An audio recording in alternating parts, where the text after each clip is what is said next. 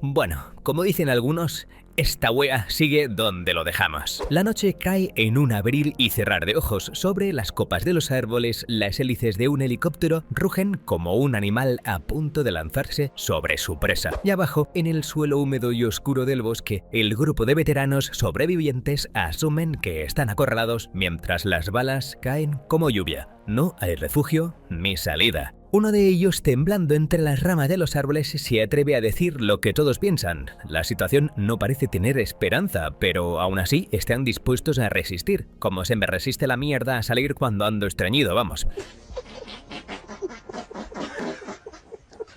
Desde el aire, el enemigo sigue atacando sin descanso. Claude, el hombre involucrado en este ataque, mejor dicho, el grano en el culo de John, desde el helicóptero parece estar disfrutando de su ventaja. Abajo, sus víctimas gritan su nombre entre insultos, exigiendo que descendiera y enfrentara el combate como un hombre, pero la única respuesta que reciben es más plomo y mucho cacataca. A todo esto, mientras los humanos están dándose con todo, en simultáneo podemos ver que los depredadores están dándose sus putazos también y esparciendo sangre por todas partes. Es la fiesta de las piñas en el bosque y la entrada es gratis. Volviendo a Lauder, Lechita y John, el comandante ordena a Byers a cambiar de frecuencia de comunicación para sacar de la línea a Polnick. Uno de los soldados, desesperado, afirma que no piensa quedarse sentado esperando la muerte. Con su arma y más rabia acumulada que un puberto, quiere aprovechar la oportunidad, aunque fuera mínima, para terminar con todo. Los demás, mientras tanto, dudan. Atacar significa casi un suicidio, pero quedarse quietos también significaba esperar a que la muerte les caiga encima. Finalmente, la tensión se quebró. Uno tras otro y empiezan a avanzar. Sin tiempo para planificar, sin medir distancias, disparan. El proyectil ilumina el bosque con un destello anaranjado. El helicóptero intenta esquivarlo, pero el caos ya se puso en marcha.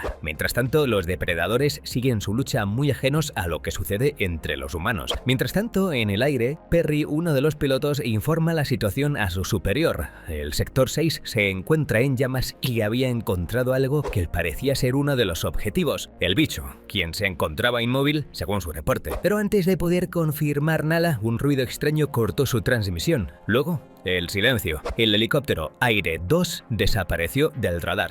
Los soldados han caído. Venga, un minutito de silencio. El comandante, cagado hasta las patas, exigió capturar a los alienígenas responsables sin importar el costo. Polnick quedó relegado y ya no es prioridad en ese momento. La prioridad era una sola, dar con esas criaturas antes de que se perdieran en el bosque y se entere todo Cristo de la situación. En tierra, por otra parte, Mandy sigue avanzando con cautela. Notaron que el enemigo había retrocedido, pero no creían que fuera una retirada real. Algo estaba mal. El ambiente estaba demasiado quieto, como si el bosque se hubiera tragado a todo el mundo. De repente, ruidos confusos entre los árboles los obligaron a tensar los músculos del culo y levantar sus armas nuevamente al grito de "ahí arriba". Fue entonces cuando uno de ellos, herido y agotado, pero consciente, afirmó saber hacia dónde se dirigía el asesino alienígena.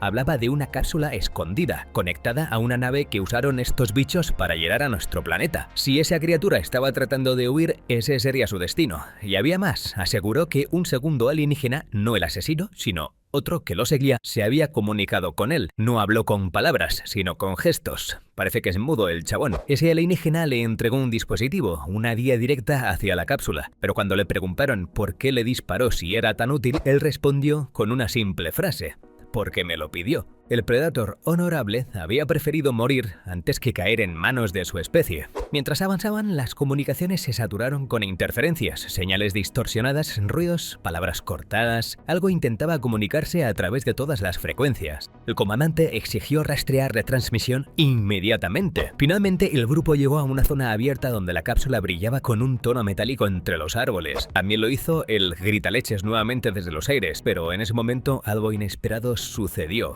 Algo se movía sobre sus cabezas. Uno de ellos alzó la vista y lo vio, silencioso, invisible casi. Era el depredador Malasangre, el Bad Blood, escondido entre las ramas, observando, calculando, saboreando a su siguiente presa. Antes de que pudieran reaccionar, la criatura saltó desde los árboles con la precisión del corte de un verdugo. El siguiente fue un estallido de pura violencia. Los disparos rebotaban contra su armadura, los gritos se mezclaban con el crujido de huesos. Era una fuerza imparable, un cazador sin honor, sin códigos, sin límites. A lo lejos lejos se vio la explosión que envolvió el bosque en un instante. Los humanos lo observaron aterrados, creyendo por un segundo que la explosión podría haber eliminado al Predator o al Lechita. Finalmente se pudo revelar que el Lechita fue brutalmente desgarrado por el Predator. Mientras tanto, Phil tiene a la bestia en la mira con su lanzacohete, pero una especie de red lo atrapa justo cuando estaba por disparar, impactando en cualquier lugar. Y sí, el primero en morir fue Robert, calcinado. Mandy intentó ayudar pese a la advertencia del grupo, pero fue derribada con una superviolencia que pondría del culo a cualquier feminista.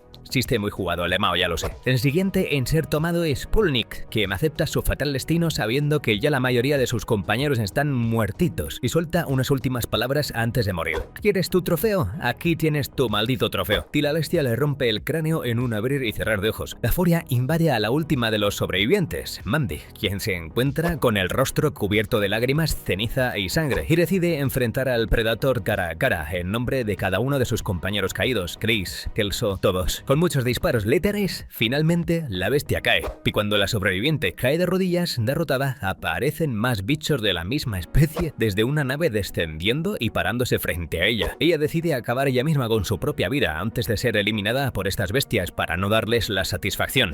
Mientras esto sucedía, del otro lado las órdenes eran claras, todas las unidades debían retirarse. Un equipo de limpieza se encargaría de encubrir aquel desastre. Lo que había sucedido en ese bosque jamás se revelaría al público. La misión se suspendía oficialmente. Todo había terminado. Y así, mientras los restos humeantes eran apagados y los sobrevivientes evacuados, las noticias comenzaron a circular. Se hablaba de 4 veteranos que habían desatado una ola de violencia inexplicable. Se decía que murieron en un incendio tras un tiroteo con las autoridades. Solo uno fue identificado públicamente: John Pulnik. La gente del pequeño pueblo donde vivía no podía creerlo. Parecía un tipo normal, tranquilo, amable. Lo importante es que quedó una sobreviviente para contar la verdad. Por algún motivo, Mandy sobrevivió y las bestias la dejaron irse.